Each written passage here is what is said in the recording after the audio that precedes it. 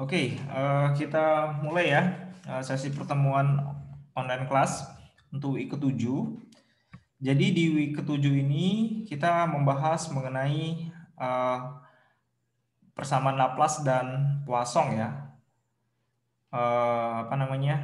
Kemudian kita akan lanjutkan dengan aplikasi dari kedua persamaan ini untuk menyelesaikan permasalahan elektrostatis.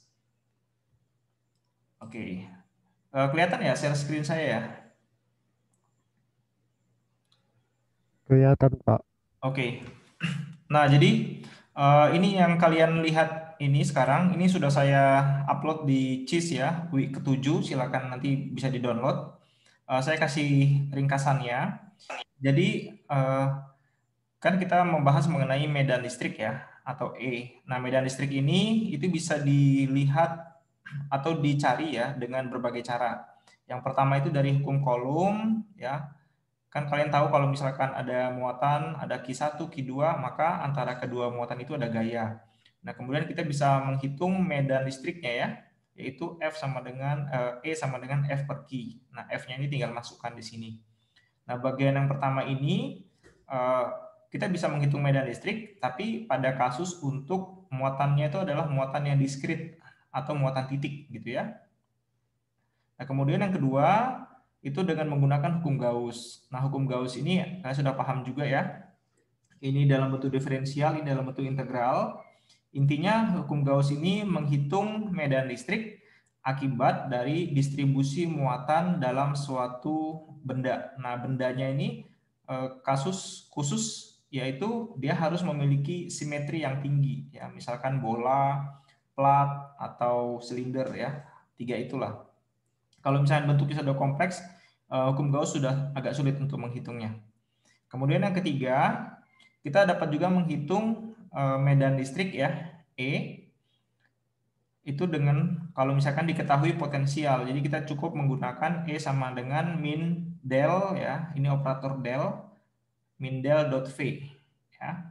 Jadi kita bisa menghitung medan listrik dari potensialnya. Nah, yang terakhir adalah kita menggunakan eh, persamaan Laplace dan persamaan Poisson ya. Ini nama dua orang ya, Simon Denis Poisson dengan Pierre Simon de Laplace. Nah, kedua orang ini yang mengusulkan suatu perhitungan ya untuk menghitung potensial dari suatu daerah yang ada batasannya atau bidang batas. Makanya di sini disebut sebagai kondisi batas atau boundary value problem.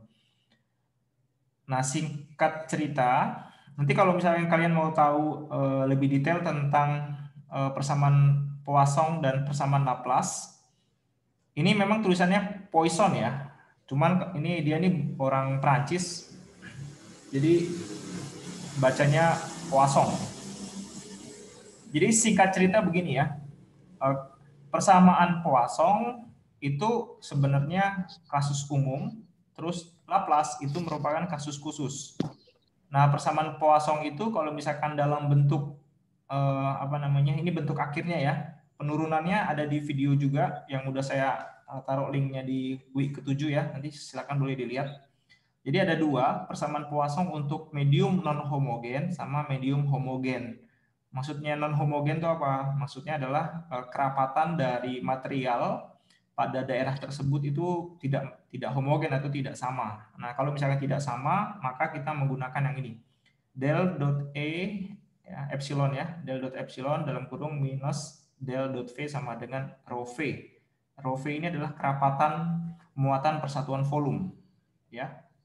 Kemudian kalau misalkan kita cek pada suatu kasus ternyata muatannya itu adalah bahan atau mediumnya itu adalah dia homogen ya, maka kita menggunakan yang ini. Jadi kalau misalkan non homogen itu E-nya harus didelkan gitu ya. Tapi kalau misalkan dia homogen itu E-nya itu suatu konstanta, makanya dia bisa pindah ke ruas bagian kanannya.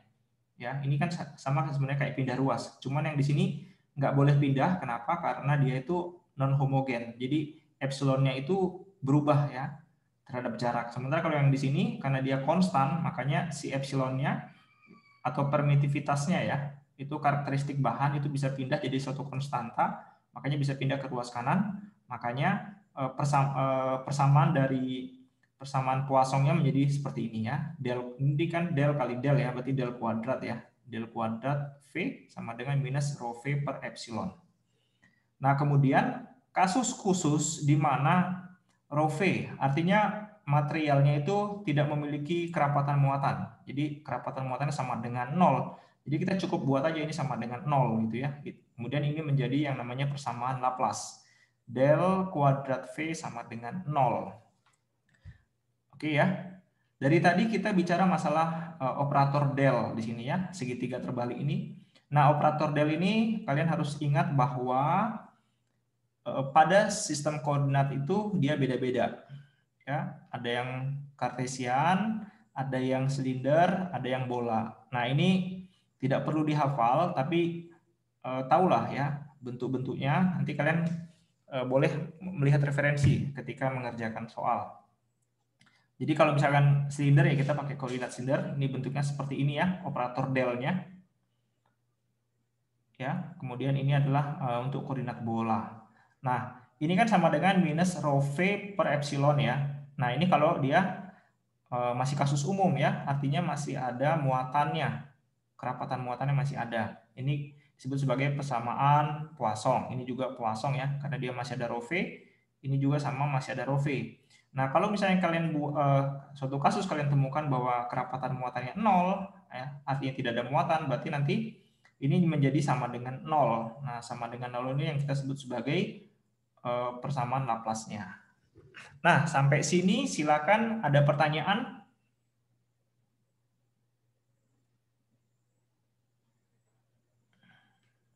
Pak, saya menjelaskan terlalu cepat nggak? Izin bertanya, Pak. Ya, siapa ini yang bertanya? Vincent, Pak. Ya, silakan.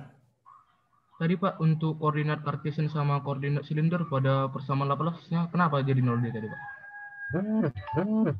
Jadi gini ya, saya ulangi ya. Saya ulang dari sini ya. Kan kita punya apa namanya persamaan Poisson dan persamaan Laplace. Nah, persamaan Poisson itu dia seperti ini ya, del kuadrat V sama dengan minus rho V per epsilon. Nah, kalau misalkan rho-nya sama dengan 0, nanti lebih detailnya di soal ya. Kalau kerapatannya sama dengan 0, maka ini yang kita sebut sebagai persamaan Laplace. Ya. Sehingga persamaan Laplace untuk masing-masing koordinat itu beda-beda. Misalnya ini koordinat kartesian ya. Persamaan Poissonnya itu misalkan gini ya.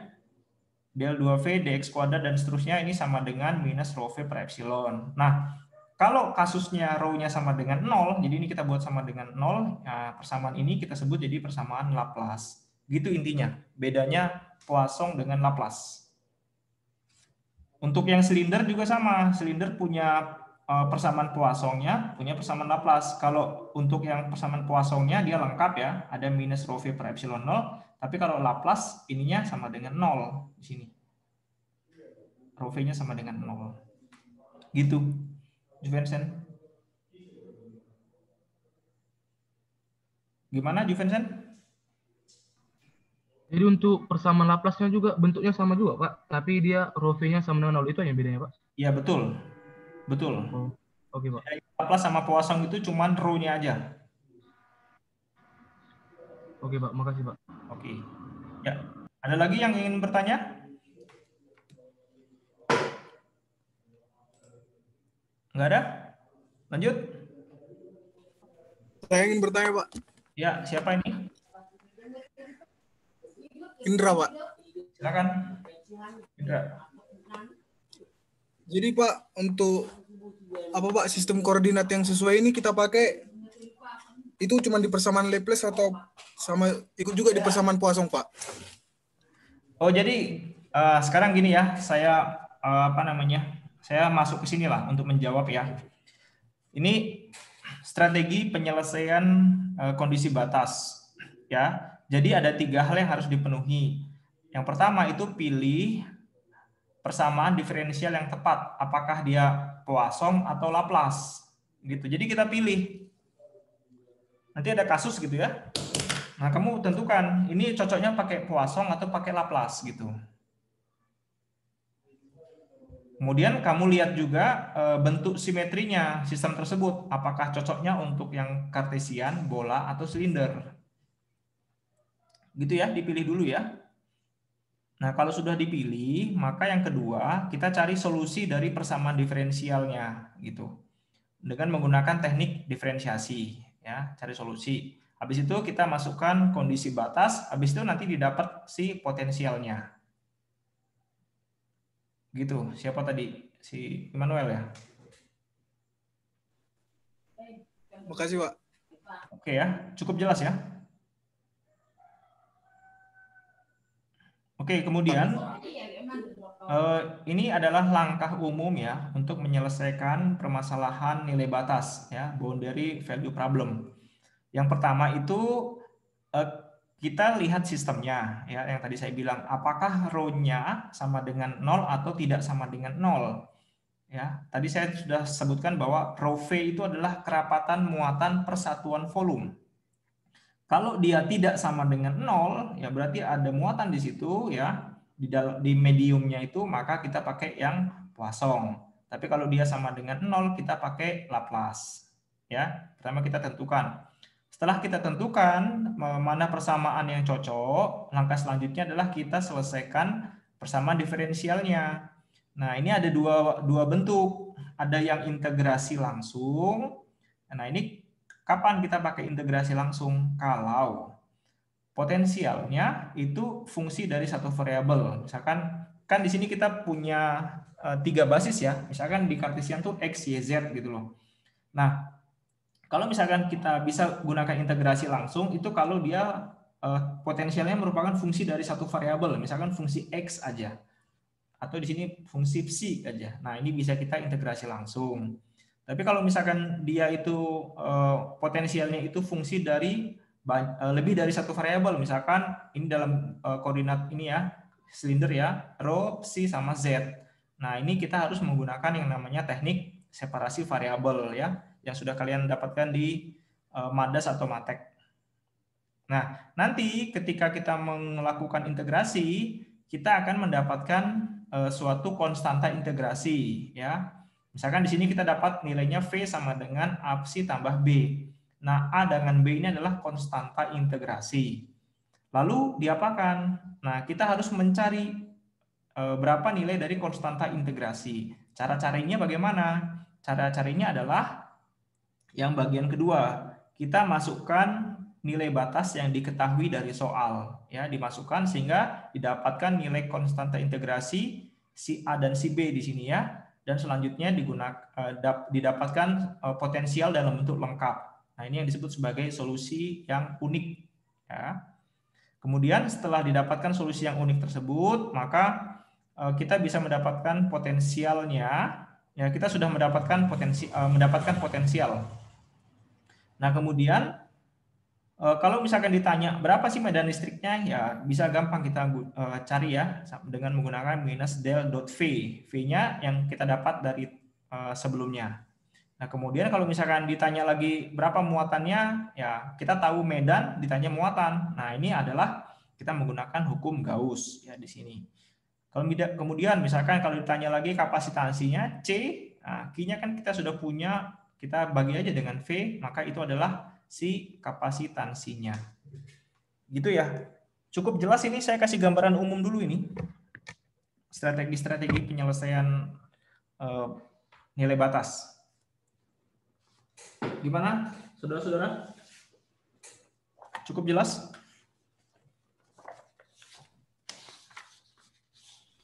Jelas, Pak. Oke. Ya, satu orang yang konfirmasi ya. Tolong coba di chat ya. Kalau cukup jelas bilang jelas gitu. Silakan di chat diketikkan. Sudah jelas kalau memang sudah jelas. Sekalian saya absen satu-satu nih. Siapa aja yang hadir ini?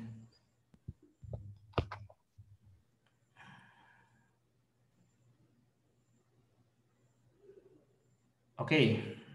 Sip. Nah, sekarang biar lebih oke lagi, saya akan bahas dua contoh soal. Nah, silakan kalian siapkan kertas sama pen. Kita akan mengerjakan bersama-sama satu contoh soal ini ya. Share screen saya sudah kelihatan? Sudah, Pak. Sudah, Pak. Sekarang kita bahas contoh satu ya. Silakan kalian juga mencatat. Jadi ceritanya kita memiliki suatu kapasitor ya, kapasitor plat sejajar. Nah, misalkan kapasitornya ini dia platnya. Nah, silakan digambar dulu sama kalian. Nah, gini dia bentuknya ya.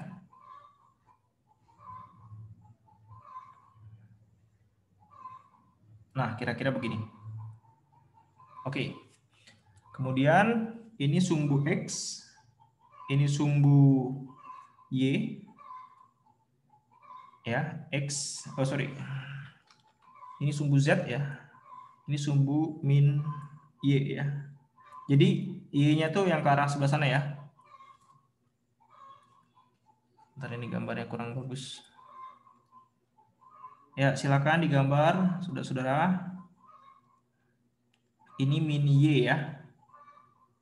I minus J ya, ini K-nya. Oke. Nah, kemudian kedua kapasitor ini itu dipisahkan jaraknya D gitu ya. Nah, kemudian pada bagian dalam kapasitor ya, ini kan ada daerah di sini ya, ruang di sini.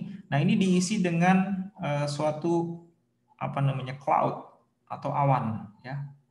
Awan muatan. Nah, misalkan di sini saya ambil muatan positif. Ya, pokoknya muatan positifnya ini berada di antara ini ya. Dan muatan positif ini dia terikat kuat di di cloud-nya ini ya. Saya tulisnya bahasa Inggrisnya aja.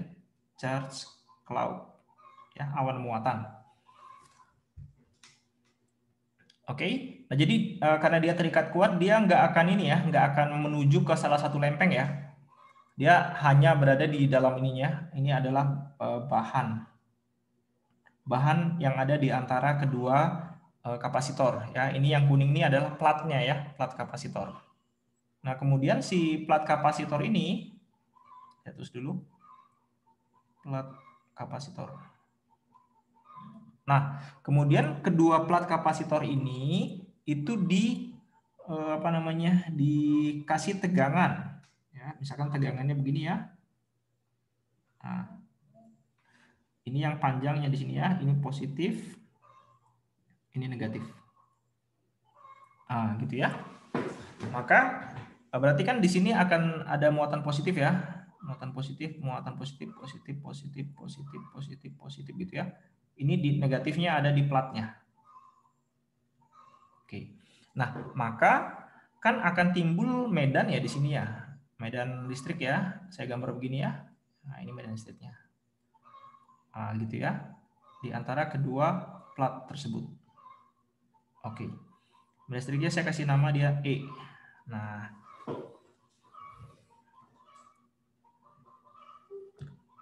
oke, nah di sini jika diketahui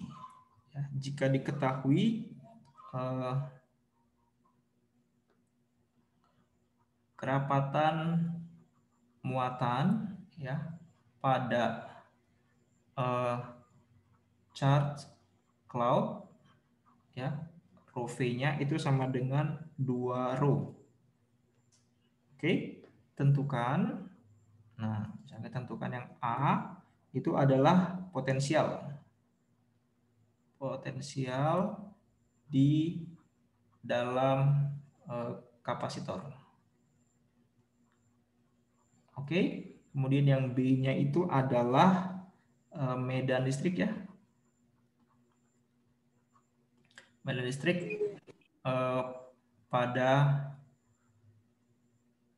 di dalam kapasitor.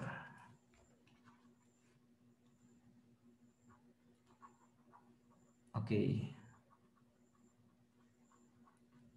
Oke, gimana? Udah selesai menggambar ininya? Bendanya? Kalau belum, saya kasih waktu biar kita mulai kerja bareng-bareng. Sudah, Pak. Sudah.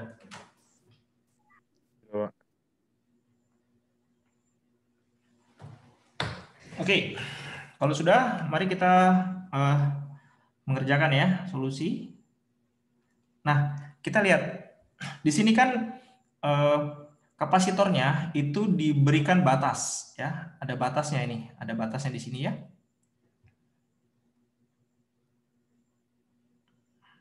Nah, maka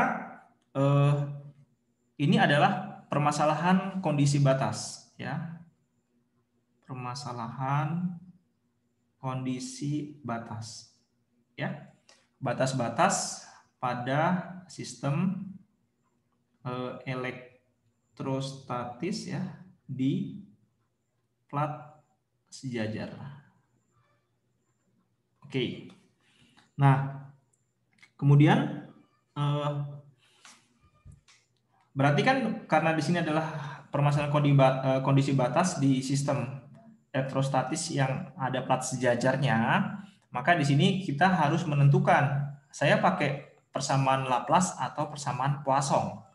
Nah, di sini kita lihat ya bahwa kan di apa namanya daerah di antara kedua plat ini itu kan ada bahan ya, bahan yang kita sebut sebagai tadi adalah charged cloud-nya ya atau awan muatan. Nah, berarti di sini pada sistem itu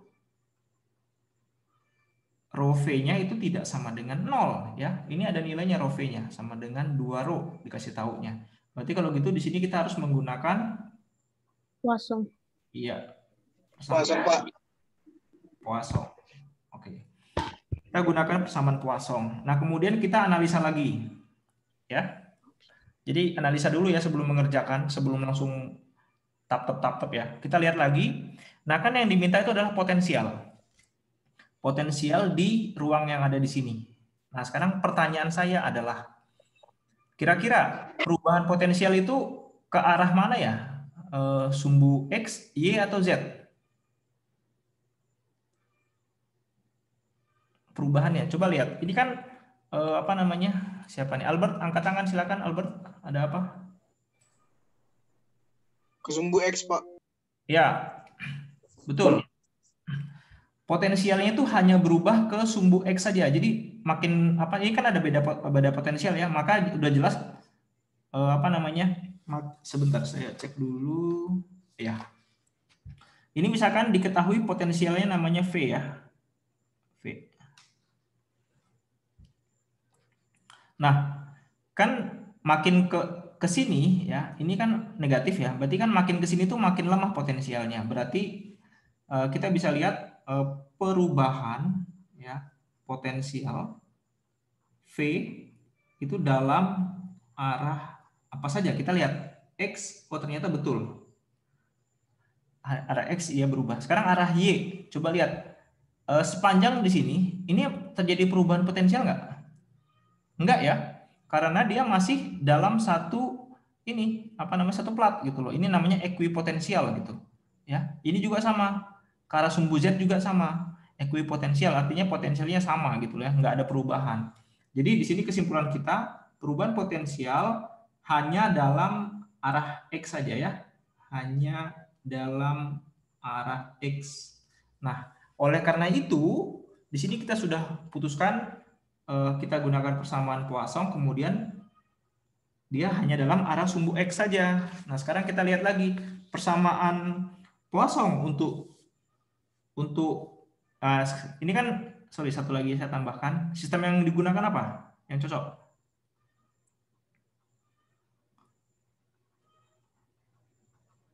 Ini kan sudah cocok ya, X, Y, Z, maka sistem koordinat yang cocok adalah Cartesian. ya, Cartesian. ya. Maka di sini saya tulis ya, maka persamaan Poisson ya untuk sistem Cartesian ya adalah tadi kan saya tulis dulu ya, do 2V do X kuadrat tambah do 2V do Y kuadrat tambah do 2V do Z kuadrat sama dengan minus rho V per epsilon gitu ya. Nah, di sini misalkan ini kita asumsikan bahwa nilai permitivitasnya adalah epsilon 0, jadi saya di sini sebutnya epsilon 0 aja biar gampang. Nah, terus karena V hanya berubah ya kan ya pada sumbu X saja ya kan, berarti V pada sumbu Y dan sumbu Z itu bernilai konstan ya, sehingga di sini saya tulis ya, sehingga V pada arah sumbu Y dan Z bernilai konstan ya. Kalau dia bernilai konstan maka turunannya sama dengan 0. ya, do Y kuadrat ini sama dengan 0, do 2V, do Z kuadrat sama dengan 0. Oh ya, pengumumannya sebentar, nanti kalau misalkan Zoom meetingnya habis, nanti silahkan klik lagi link yang tadi saya share di grup ya, karena 10 menit lagi dia akan habis ini. Oke, kita lanjut ya, karena ini sama dengan 0 ya, maka persamaannya menjadi do 2V do X kuadrat sama dengan minus rho V per epsilon 0. Nah, masukkan di sini, masukkan nilai tadi rho V-nya pada soal itu diketahui sebesar berapa tadi? Ini ya, 2 rho ya. Maka kita ganti aja rho V sama dengan 2 rho ya. Maka ini menjadi do 2V do X kuadrat sama dengan minus 2 rho per epsilon 0. Nah, ini dia. Kita sudah dapat persamaan Laplace ya. Poisson ya.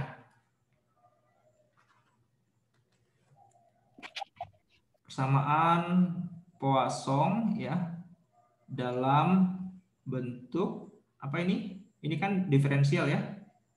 Diferensial orde 2 ya. Ini pangkat 2 ya, turunan 2 kali. Berapa variabel? V-nya berubah terhadap siapa?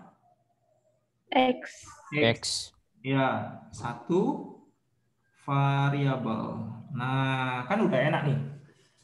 Kalau sudah ya, udah orde 2 1 variabel. Nah, ini kan persamaan diferensial. Nah, persamaan diferensial ini harus dicarikan solusi. Ya, ini saya tulis lagi. Cari solusi dari persamaan diferensial ini, ya. Saya kasih contoh gini. Misalkan ya, ini saya kasih contoh misal bentuk lain. Misalkan kalian punya persamaan 2x tambah 3 sama dengan 5. Nah, ini kita sebut sebagai persamaan gitu ya. Nanti kan kalian cari kan 2x kuadrat sama dengan 5 minus 3, berarti kan 2x kuadrat sama dengan 1x sama dengan 1. Nah, yang ini namanya adalah persamaan kuadrat ya. Ini persamaan kuadrat, yang ini adalah solusinya. Nah, gitu ya.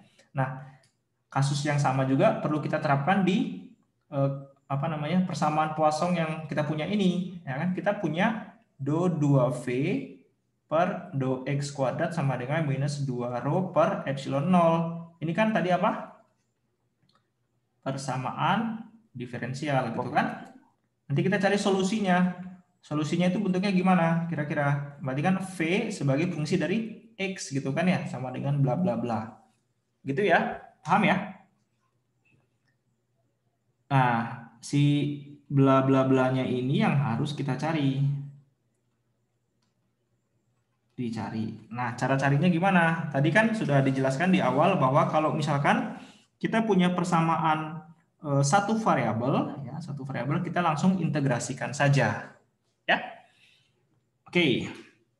Nah, Sebelum melakukan integrasi terhadap persamaan ini, nah sebaiknya kita siapkan dulu yang namanya kondisi batas.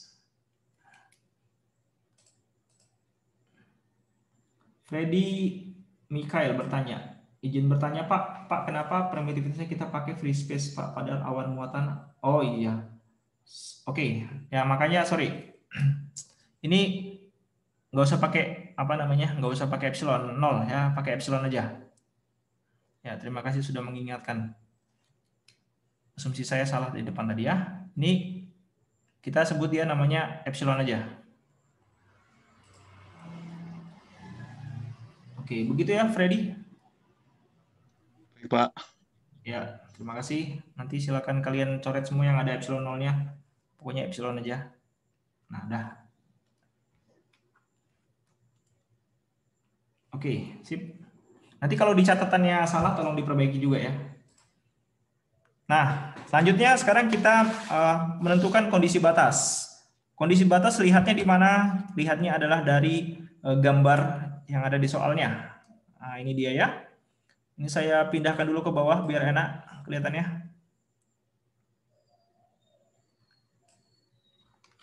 Kalian kan nggak bisa mindahin seperti ini ya. Di kertas ya. Oke. Nah, sip. Nah, kondisi batas. Nah, sekarang kita lihat kondisi batas yang ada di sistem ini. Kita lihat di sini saat. Nah, saat X sama dengan 0. Nah, kondisi batas itu gini ya, sebentar saya jelaskan sedikit lagi. Nah, ini kan kita punya persamaan diferensial. Nah, kita harus lihat, ini kan X ya, X ini adalah variabel bebasnya, V adalah variabel terikat. Jadi kita lihat pada saat X tertentu nilai V-nya berapa ya? Nah, itu yang disebut sebagai kondisi batas. Saya ulangi, pada saat X berapa, pada saat X gimana ya kondisi V-nya berapa gitu. Nah, karena kita lihat di gambar ini. Nah, ini kan kita punya sumbu X ya. Jadi pada saat X sama dengan 0, oh berarti di sini ya. Nah, pada saat X sama dengan 0, potensialnya berapa nilainya? V sama dengan, misalkan ini saya sebut namanya V0 lah ya, biar enak ya. V0. Nah, gitu ya. Cocok ya. Kemudian pada saat X sama dengan D, ya berarti di X sama dengan D, ini jaraknya D ya, berarti di sini. Nah, X sama dengan D, potensialnya berapa nilainya? Potensialnya nilainya adalah berapa? Ada yang tahu? Ini kan acuannya di sini ya, berarti kita tulis V0. Nah, kemudian ini kan berkurang kan ya? Makin ke sini kan potensialnya makin lemah, ya kan? Karena ini kutub negatif di sini. Berarti V0 dikurangi dengan berapa jumlah potensial yang ada di sini. Nah, potensial adalah V gitu. Ini saya pakai V besar ya. Begini aja lah, udah cocok. Oke, sampai sini cukup jelas tentang kondisi batas.